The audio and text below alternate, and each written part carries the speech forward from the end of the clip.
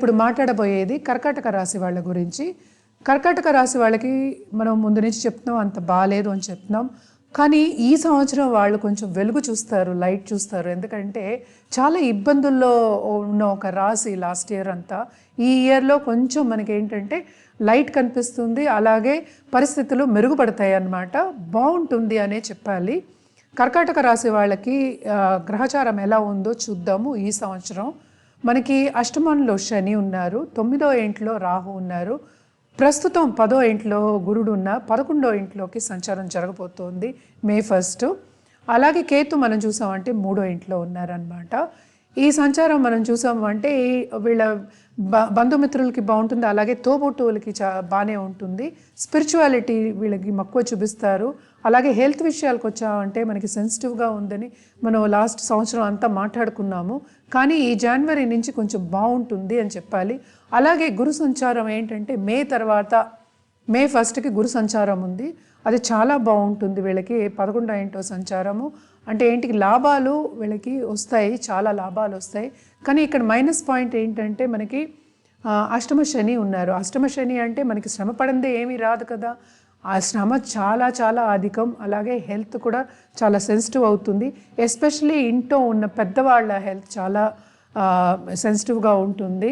కానీ ఈ సంవత్సరం కొంచెం మెరుగుపడుతుంది. ఇవన్నీను మీకు దారి కనిపిస్తుంది. ఎందుకంటే లాస్ట్ ఇయర్ అంతా మనం చెప్పుకున్నాం ఫైనాన్షియల్ డ్రెయిన్ చాలా ఎక్కువ ఉంది అని, అలాగే శ్రమ కూడా అధికం ఉంది. అంటే వీళ్ళు శ్రమ పడినందుకు వీళ్ళకి తగిన ఫలితం రావాలి కదా, అది కూడా వచ్చి ఉంటుంది అనమాట. అలాగే మనం చూసాను అంటే ప్రధానంగా మనం ఇంట్లో ఉన్నవాళ్ళు, ఇంట్లో ఉన్న ఆడవాళ్ళు, ఇంట్లోంచి పనిచేసే వాళ్ళు, వాళ్ళందరికీ కూడా ఏంటంటే మంచి దారి కనిపిస్తుంది. అలాగే ఇంట్లోంచి కూడా వీళ్ళు మంచి కార్యక్రమం అనేది స్టార్ట్ చేస్తారు, బిజినెస్ అనేది స్టార్ట్ చేస్తారు, చిన్న చిన్న బిజినెస్ స్టార్ట్ చేయొచ్చు. చాలా బాగుంటుంది ఈ ఇయర్. అంటే మన లాస్ట్ ఇయర్తో కంపారిజన్ చెప్తున్నాను, చాలా బాగుంటుంది ఈ ఇయర్ అనే చెప్పుకోవాలి కర్కాటక రాశి వాళ్ళకి. అలాగే మనం చూసాము అంటే స్టాక్ మార్కెట్లో స్టాక్ ట్రేడింగ్ చేసే వాళ్ళందరికీ కూడా వీళ్ళకి మే తర్వాత చాలా బాగుంటుందన్నమాట.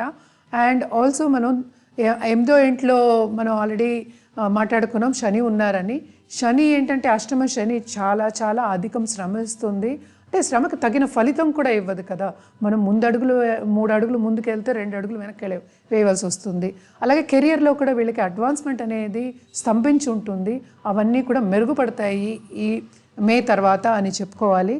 కొన్ని చిన్న చిన్న ఇబ్బందులు ఉన్నాయి, ఎందుకంటే మిగతా ప్లానెట్స్ అన్నీ మూవ్ అవుతాయి కదా, అవి సంచారం ఉన్నప్పుడు ఒక నెల అటు ఇటు ఉంటుంది. అది కొంచెం జాగ్రత్తగా చూసుకోవాలి. వీళ్ళు ప్రధానంగా చూసుకోవాల్సింది ఏంటి అంటే లాభం చాలా వస్తుంది కనుక వీళ్ళు పార్ట్నర్షిప్ బిజినెస్ కూడా స్టార్ట్ చేయొచ్చు. అంటే బిజినెస్ పీపుల్ ఏంటంటే వేరే వెంచర్స్లో కూడా వెళ్ళే ఛాన్సెస్ ఎక్కువ కనిపిస్తున్నాయి ఈ సంవత్సరం. ఎస్పెషలీ మనకి మే తర్వాత చాలా బాగుంటుందనే చెప్పుకోవాలన్నమాట.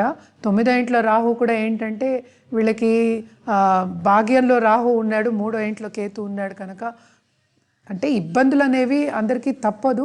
కానీ ఈ ఫైనాన్షియల్ డ్రెయిన్ అనేది కొంచెం తగ్గుతుంది అని చెప్పాలన్నమాట. మనం చూస్తాము కొంతమంది నా దగ్గరికి జాతకాలకు వచ్చిన వాళ్ళు అదే చెప్తారు, అసలు దేనికి పనికి రావట్లేదు మేడం, ఉత్తినే డబ్బులు వస్తున్నాయి, అది అలా వెళ్ళిపోతున్నాయి అంటూ ఉంటారు. అది అలా కాకుండా కొంచెం మెరుగుపడుతుంది ఈ సంవత్సరం, ఎస్పెషలీ మనకి మే తర్వాత. అలాగే వీళ్ళు పరిహారాలు చేస్తే చాలా మంచిది. ఏం పరిహారాలు చేయాలంటే రాహుకేతుకి తప్పక వీళ్ళు సోమవారం వెళ్ళి రాహుకేతు ప్రదక్షిణ చేయడం, అంటే నవగ్రహాలకి ప్రదక్షిణ చేయాలి. రాహుకేతు జపం కూడా చేసుకోవచ్చు.